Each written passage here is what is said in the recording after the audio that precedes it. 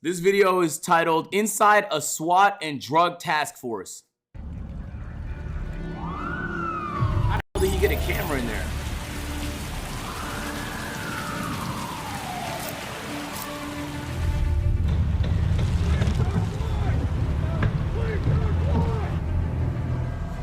My name is Tommy G, and you might be wondering how I got here. Initially, I took a road trip to Memphis where I was going to be working with a nonprofit called We Fight Monsters to cover a story on human trafficking. But my friend at the nonprofit, Ben Owen, said, well, if you're going to be coming to Memphis, you might as well meet my friend Johnny Carter. He does undercover drug busts here. So of course I give Johnny a call, and like any true pal would, he invited me to a raid. You see, Johnny happens to be the director for West Tennessee Drug Task Force, so he has the pull to actually invite me to a raid where we'd also be meeting up with members of Memphis SWAT and other law enforcement agencies. Seeing as I've spent much of my career on YouTube covering the criminal side of the coin, I thought this would be an interesting opportunity to interview law enforcement and hear their story. And growing up as a bit of a pothead and rebel in high school, I've always had a little suspicion about police and authority, partly because I had trouble accepting that someone with a badge had the power to send me to jail for reefer, and partly because I was probably paranoid in my smoke-filled car. But as I've gotten older and lived in more sketchy neighborhoods, I've come to realize that good and accountable law enforcement is essential to a safe community. So in this episode, we get to witness a raid, I get to ask law enforcement all the sorts of questions you might also want to ask, and towards the end, good old Johnny has to draw his gun. But more on that later. This, folks, is inside an undercover drug bust. Let's get into it.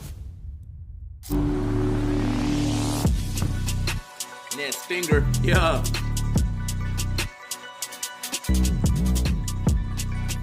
Who the hell are these thugs? TommyGMcGee.com. Welcome to the underworld. Honeys, Honey G. Memphis, Tennessee. Yo, I always wonder, like, how does Tommy G get cameras in these situations? Last video, Tommy G was in the background of a Chris Hansen predator catch, like actually Chris Hansen. Bro, how the hell does he even get in these situations, bro? 6 a.m. in Memphis, Tennessee. We're gonna be taking an inside look into the world of drugs at an angle that we've never seen it before. Usually on the channel, we're the ones interviewing the guy that's selling it, buying it, and this time we're gonna be interviewing the side that's raiding it. So I think we're gonna learn a lot. It's raining a bit here in Memphis, so I asked Johnny, are we still going in? Johnny said we're like the post office. It's rain or shine, they're gonna visit you. So, what's up, brother? Hey, what's going on, man? I'm gonna meet you. All right. The You guys get DTF nervous and stuff instructor. like this? If that vehicle shows up to your house, you know you're Oh yeah, you know, there's no question. And how many overall men you think will make this breach? So there'll be one SWAT team that'll make it. Yeah, bro, welcome back, bro. Then once the SWAT team secures the house, everybody's in cuffs, they've checked it, they'll do a secondary check. Then the search will start. Do you get nervous before stuff like this? Did it for 26 years. I still get nervous every day. And do we know what we're hitting this guy for? Fentanyl. And how much we Oh talking? yeah, get his ass. Ounces. Get How his much ass, can I chat. make off an ounce of fentanyl? It's about $20 a button. A button's about 1/10 of a gram. About $5,600. It's a never-ending battle. It's a game of whack-a-mole. You knock one down and two more pop up. Get them all, man. Fuck it, get them all. Fentanyl really entered Memphis? As soon as the states and the government cracked down on prescription opioids, you had Big Pharma. They introduced the opioid pain meds, they introduced the pain scale, and they made pain a right in the hospital, and doctors were giving it like it's the best thing since sliced bread. And then you had addicts that got addicted to it. It's crazy hearing law enforcement acknowledge that Big Pharma is And the root of a that's lot the of part that really bothers me, chat. Because even when I went to the hospital, bro, if you've been to the hospital, you know what I'm talking about. They push the shit on you, gang. I'm telling her, like, no, the pain's not bad. Like, I'm straight. She's like, no, you should just, I'm gonna give you a prescription anyway. Bro, it's like they try and convince me to, do they have some kind of incentive I need to know about? They be trying to convince me to take pain meds. So I deadass have to ask, like, what is it? Like, you're not even telling me what it is. You're just prescribing shit to me. Every time. That shit is crazy. I'm like, ma'am, I'm not even in pain. I just need this situation solved, like whatever it is. You feel me? Like when I tore my shoulder, I wasn't in pain, but she was trying to give me pain meds. I guess one thing if you're in the middle of surgery and it's unbearable pain, the drug addiction issues in America, yet when you look at things, not one executive has ever served prison time, and all these small dealers are getting busted. It speaks to a growing frustration with Americans that the white-collar criminals can get away with anything and get rich, and the little guys get 10, 15, 20 plus years. And then everybody cracked down on it. They did away with it. They're not prescribing it as openly as they used to. And, you know, cartels, they pay attention to what's going on, and they adjust. They're a business. They're all about money. They try to get my mom that. I told her no, she's not taking it. So right now we're traveling in a convoy. Oh yeah. Around how many men would you guess are going to be on this operation? Oh geez, 30. So what we'll do is they'll go in and secure. They'll do their initial entry, the initial search. They'll get everybody that's out in the open secured in handcuffs, and then they'll do a secondary search for anybody that might be hiding. Shout out to Tommy, man. This video is really like stepped up. Then we will start the search. Before we see this raid, I wanted to get the scoop from someone who's been raided a few different times. This is Fila. He was a big Memphis drug dealer and OG back in the day, and this is his story. He got raided a couple times. I had this trap house over on Macklemore, and every night it was a f***ing party there, 7 days a week. It was coke, it was crack, it was seed, man, plenty of money, everything. I loved it. So one night I was inside my bedroom, and I know the music up front be loud and everybody be partying, but I was f***ing tired. I just had to get some rest. And I woke up in the middle of the night, and it was f***ing quiet, and I'm like, so I get up, and I walk out my front door. The raw end door was wide open. Next thing I know, when I turn my back, bam, the cops. So they take me to the door, and I look out on the porch, and everybody that was in my house was handcuffed and laying face down on the ground.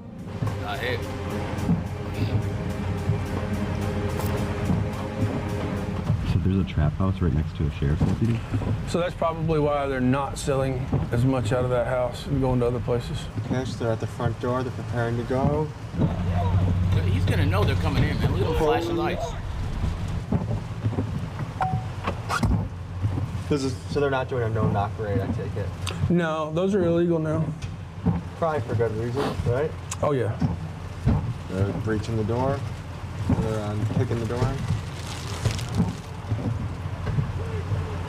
You could raid somebody's house without knocking? You know how crazy that is? So he's not complying, or is he coming out? So I really don't know at this point. If there was going to be a shootout today, this is the moment when it would happen. Not anymore. Good, that's scary. Like, announce to the For a police tense so I minute, don't there try was a and shoot standoff back. in which all guns You know were aimed at the Someone house. busts in my door, Thankfully, the the first thing I'm gonna do suspects is reach decided for to the gun. surrender peacefully, and after that, the SWAT team conducted their search. So this is actually a female that's our main target.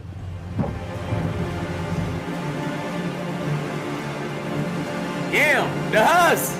Damn, can you imagine raining out?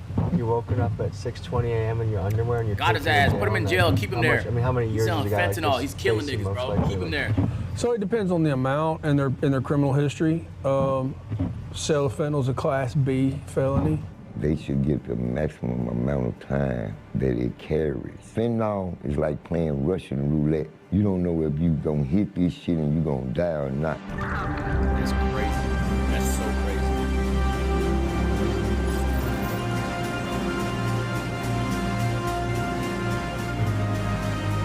That's so crazy.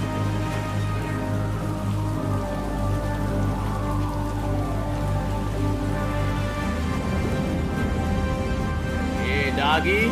Find the drugs, doggy. 6:30 a.m. The raid was completed without a hitch. Now the rest of the house is being searched. These people were wanted for selling fentanyl. I guess we've been doing this job covering the underworld long enough that I can say I've never met anyone that I would consider evil. I meet people that make really bad decisions. But you Really? gotta draw a line in the sand. Like, is someone that sells a large quantity of fentanyl, are they evil or just a good person making bad choices? Like, what level of sympathy or grace do you give to somebody like that? It's easy from the outsider, like, oh, Bro, the you guy could just sell selling drugs anything, to bro. pay his rent. Like, Nah, I don't like think that. it's right, but Yo, being in a bad position is not justification to be evil. Bro, you could sell anything. You could sell shoes, gang. You could sell candy, bro. Or even if you did want to sell drugs, you could sell drugs that don't kill people. You could sell weed. You could sell anything. And you chose to sell fentanyl? yeah, he's evil. What the fuck? I get it. Okay, that's one level. Another is she just sold a dose that killed my brother. Like, So now you can it's sell personal. water. You can be a How water many boy. bombs are attached to this Yeah. fentanyl game? And then, you know, when everything is said and done, how much of this just has to do with poverty and rough situations? We were at a Texas prison recently, and not one of those guys came from an upper middle class home with 2 parents in the household. Like, show of hands, who would say they grew up in poverty? Show of hands, how many of you had your father in your life growing up as a kid? How many of you didn't? Certainly the job of a drug dealer has been popularized, has been glamorized in hip hop and rap. Like, the hustler is the guy that people look up to in a community. And is that because rap made it cooler? Because depending on what area you're from, that might be the one guy with some sort of resources. I don't know. If I'm treating everyone like I'm an older brother and I could give them advice, I don't think I would tell them to do anything that can result in years behind bars. What amount of money is worth time in prison? Like, even if someone said, I'll give you $1 million, but you gotta go away for 10 years. No, I wouldn't take $1 million for 1 year. Facts. Some of the law enforcement we spoke to were operating undercover, and for this reason, we had to blur their face for their interviews. For the average guy in the streets out there, can you remind them how much of a bad idea having a switch on you is? Turned it into an automatic pistol, which is an ATF violation, which is a federal crime. You know, and once we do our job, what the actual prosecutors do with it is kind of up to them. The other big problem we're seeing right now, man, is that, man, we're grabbing these dudes and putting them in jail for serious violent crimes, and they're getting out, you know, in a day or two. Like murder? Murder. It's all in the news right now in Memphis, man. They're released. They're RORing guys on first-degree murder charges. What? Yeah. Oh yeah. It's in the news. I mean, Because it's innocent till proven guilty, or That shit just say 13-year-old and 18-year-old charged with deadly Memphis crime spree.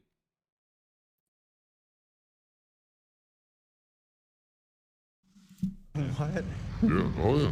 It's in the news. I mean, Because it's innocent till proven guilty, or like what's the rationale for that? their rationale, I think, is that they're like, well, you know, fuck? you're innocent until proven guilty, and then they're like, well, this person they arrested doesn't have a job, and they live at home with their mother, or whatever. And I understand a little bit of that. I can empathize a little bit, but when it's a violent felony, bro, and the other thing is, you're right, it is innocent until proven guilty, but law enforcement, I've been doing this for 18 years, man, and law enforcement, in my opinion, we don't put charges like aggravated assault, aggravated robbery, murder. We don't put those charges on people just with a little bit of evidence to make it probable, right? Probable cause. We don't do that. It is hard evidence, man, because I don't want to, even if we have doubt, we're not going to arrest somebody on a charge like that unless we're firmly convinced that they committed that crime. The repercussions of even just being charged and arrested, and maybe even being released later and found that you're innocent of it, like that can follow somebody for the rest of their life. Right now, the people I'm most afraid of are typically like the 15-year-olds. This is Steve Mulroy, the district attorney of Shelby County. He and his team of 110 prosecutors set the tone for how crime is fought in Memphis, the most dangerous city in America. Some in the city praise him for things like increasing funding for the homeless and ending the illegal practice of 48-hour holds of suspects without probable cause. But others, including some of the cops we spoke to, thought he was soft on crime and deserved blame for some of the lawlessness. They might have done some in the city. shit This is with what no he had proof. to say. Let's dive more into the juveniles, because what I've noticed in traveling the country and being in some of the craziest areas is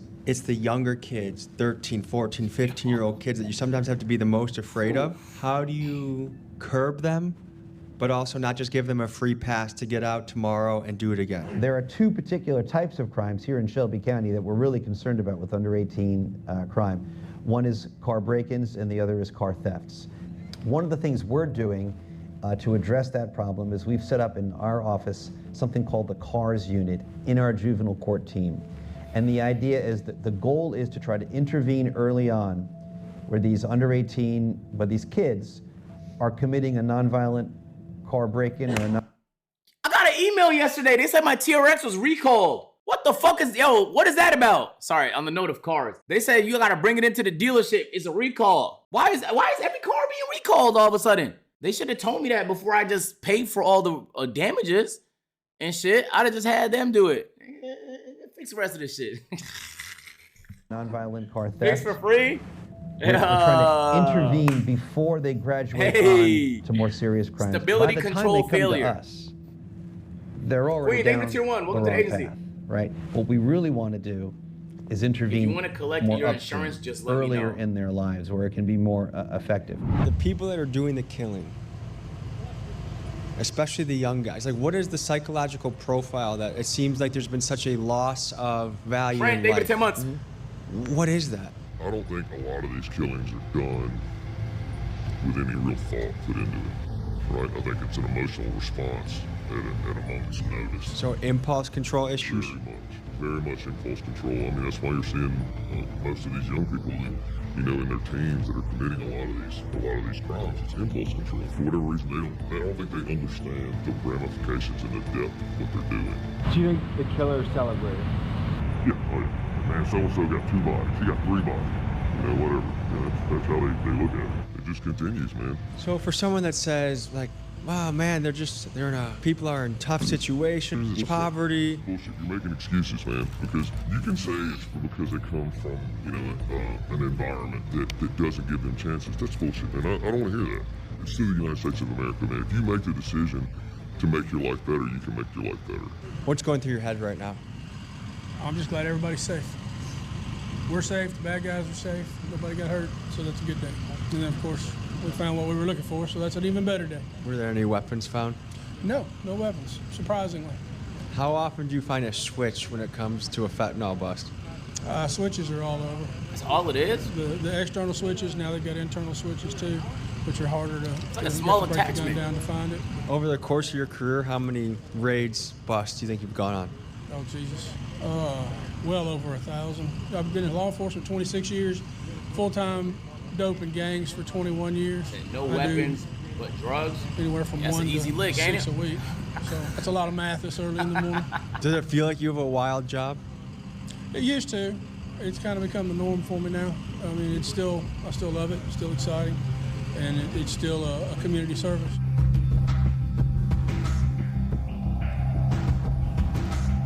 Chevy. How rough is this immediate area that we're in right now? If it wasn't raining, we'd have heard 10 gunshots. So rain almost helped the operation? Rain helped keep us safe, absolutely. There wasn't any lookouts, there wasn't anybody out. So we're gonna go ahead and process the evidence, count the money, do some field tests on the narcotics that we seized, and start the process that nobody wants, and that's the paperwork. All right, guys, we'll see you at headquarters. Yeah, the paperwork got to be annoying, I'm not gonna lie. If I was a cop, You've been doing this for 26 years. How have the last handful of years been different, or what have you noticed about these last handful of years? So, back when interdiction first became a thing, back in I'd say the 90s, it was pretty much trunk loads. You know, they throw it in the trunk and they take it wherever. So when you stop that car and you pop that trunk, or you look in that bag in the back seat, it was full of drugs. You know, nowadays, cartels have evolved. They hire people specifically to try to find ways to hide the drugs. Now, do Memphis gangs come in contact with the cartels? Sure, yeah, absolutely. Do you think the Vice Lords, the Crips, the GDs, that they are doing in some way business with cartels? Sure, absolutely. Everybody is, if you think about it. I mean, even the end user is indirectly doing business with the cartel. How has the game changed in the last couple of years?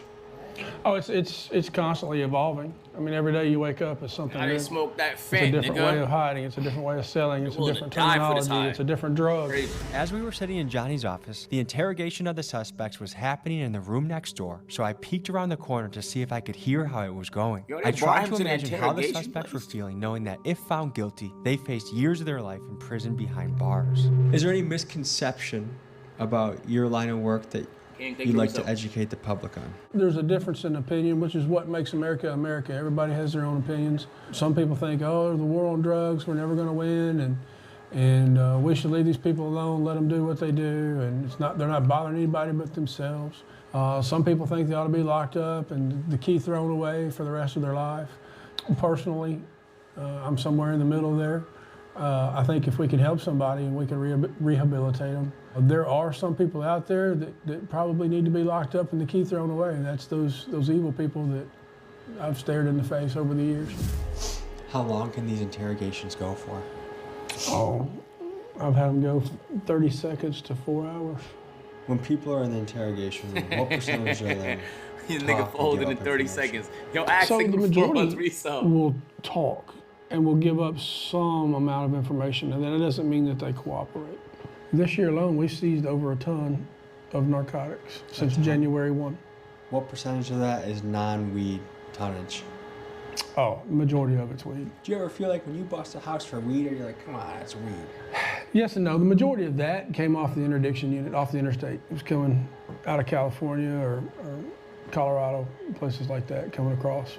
Oklahoma. Oklahoma's a big one now. doing weed you were busts? speaking earlier about the Chinese marijuana industry, and big that's 2024. Oklahoma's ground zero for that. This person here is trying to make the decisions that would determine how many years of their life will be spent behind bars.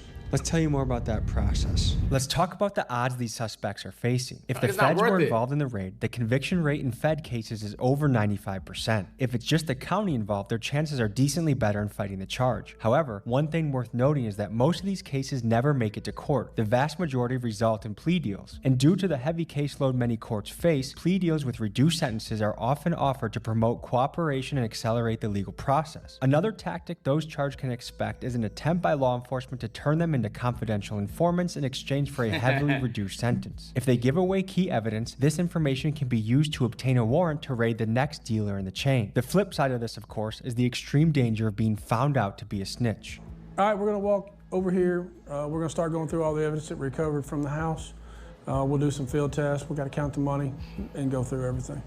What is the true economic opportunity of doing this? Someone running a dope house, what type of money are they making monthly? Roughly, I'm guessing $15,000. And due to civil forfeiture laws, A month? is that money now your squad's? So to speak. There's a whole lot of paperwork and a whole lot of hearings that go along with that. We can't just take your money. We can't just say, oh, it's drug money, let's take it. Civil forfeiture is the highly controversial practice in which law enforcement can seize the property of someone suspected of a crime. But the thing is, the suspect doesn't even need to be officially charged with the crime for the property to be taken. The most commonly seized gotta assets give it include back. cars, cash, guns, and in some cases even the house of the suspect. Once approved by the courts, the police are then allowed to keep or sell these assets. And many agencies, including Johnny's, fund themselves through this method. And to give perspective of how much this happens, the federal government has pocketed nearly $69 billion through civil happened to Andrew forfeiture in the Tate. last 20 years. Told you they can get you Proponents of one. this practice maintain that this is a way to keep criminal organizations from getting too powerful by hampering their resources, while opponents of civil forfeiture think this is essentially allowing law enforcement to commit legalized theft and is therefore a major violation of civil rights. Here's my lawyer's take on the subject. One, the police can come in and take things that they don't know where they came from. Are they fruits of crime? Were they bought with illicit proceeds? Or are they merely someone's actual stuff and cash? And there's been terrible instances where, imagine, the kid is selling marijuana that's called out stealing. of his bedroom, small amounts. But the government will come They after can just the grab, parents they can and go just, after their police car. can just take your shit, and then the judge can be like, oh, you can sell that shit? And they be like, we gotta sell that shit. And they can sell your shit? They can sell your crib, nigga? They can sell your house? Yo, imagine the... or even their Yo, I house did in not some know that was circumstances possible. What and say, the well, fuck? It was used in. I kind of always assume assumed they had to give it back to you. Seize that asset. We see this a lot with people who don't trust banks.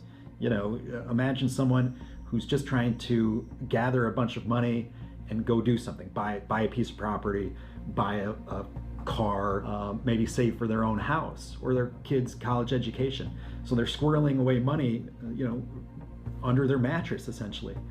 And the police come in for some related or unrelated reason, and they grab all that money.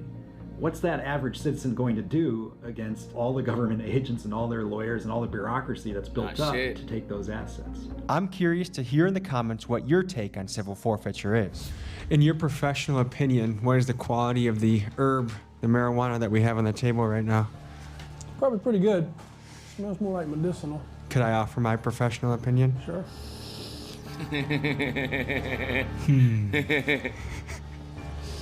Did you ask them what the strain of this might be? Yeah, they didn't know. Is not any of that purple Urkel? No. Would a raid have been organized just for this amount of weed? No. It would have taken pounds and pounds for us to have even thought about it. Tell me about the fake Perk 30s that's been coming up in the streets. Oh, God. They're everywhere. They're everywhere, and they're so easy to tell. Real perk 30s are not as plentiful as the fake perk 30s that are coming out. So we'll double count all this, but these are $1,000 stacks. So if they're all correct, that's 2, 3, in that one song, 4, 5. This one stack right here is gonna be fake, but I still ate it, some shit like that. Show you on that tablet right there, 5,000 from the third drawer, room 3.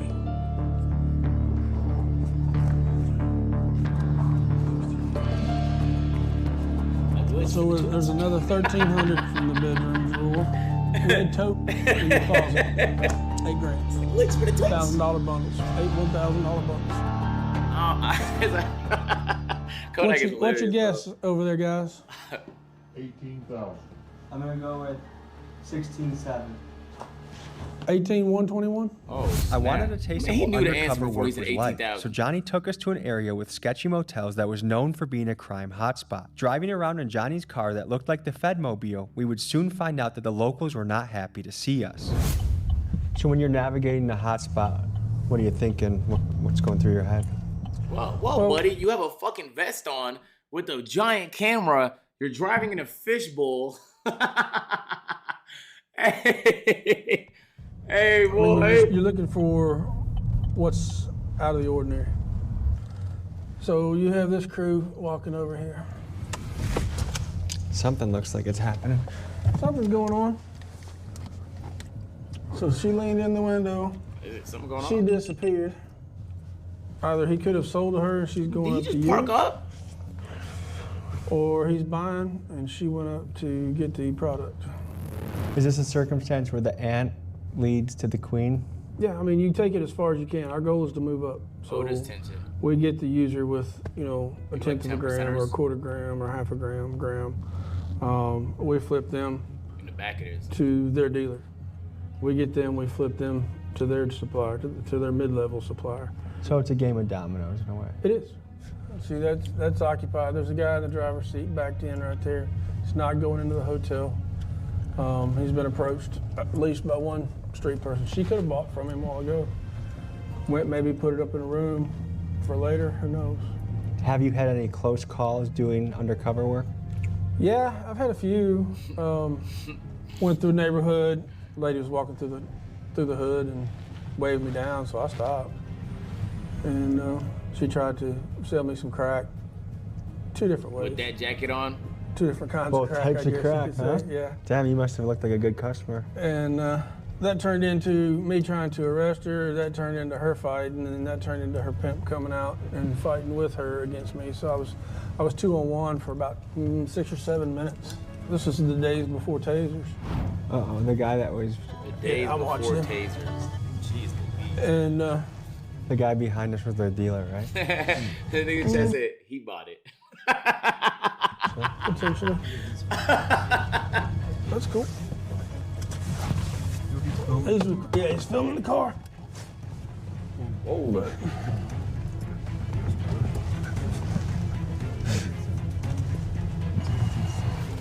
Whoa.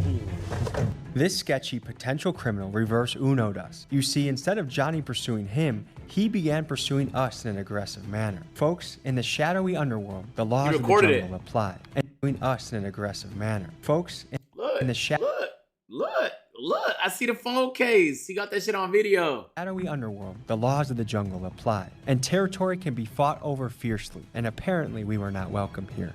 Oh, he's heating up. Oh, he'll be fine. He's trying to get up on the director of drug task force car. Yeah. Let's see if he follows me in here. If he does, yeah, I didn't think he was. You gonna call the boys on him? No, I was fixing to stop him. Is he still sitting there? Oh yeah, he's moving on now. Hey, that nigga's Yeah, I was a little concerned about getting by. Hey, following a police officer is so crazy. Yeah, that's why. That's the kind of stuff right there. I mean, that's. Hey, that's man, I wish I had that type of confidence. Like you come into a neighborhood, you're not known in that neighborhood. You're not welcome in that neighborhood.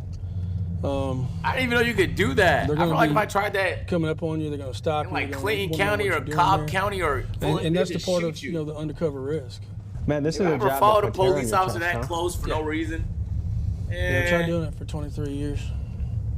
Absolute Tom. pleasure. Yep. Thank My you, man. pleasure. Thank you. Folks, stay in school. Don't do drugs, except for the ones that he can't find. I'm on a car. We'll see you guys next week. Peace. Bro, they could tell it coming in there. Miami gangster rappers, Japanese underworld leads. Hey, Tommy, that's a good video, bro. I mean, who else is bringing us into SWAT raids and shit like that? Oh, so you like the video? Boom. You're gonna like that one too, man. Go ahead, just. Bro, click the video. What the? Bro, that's what I be saying. Like,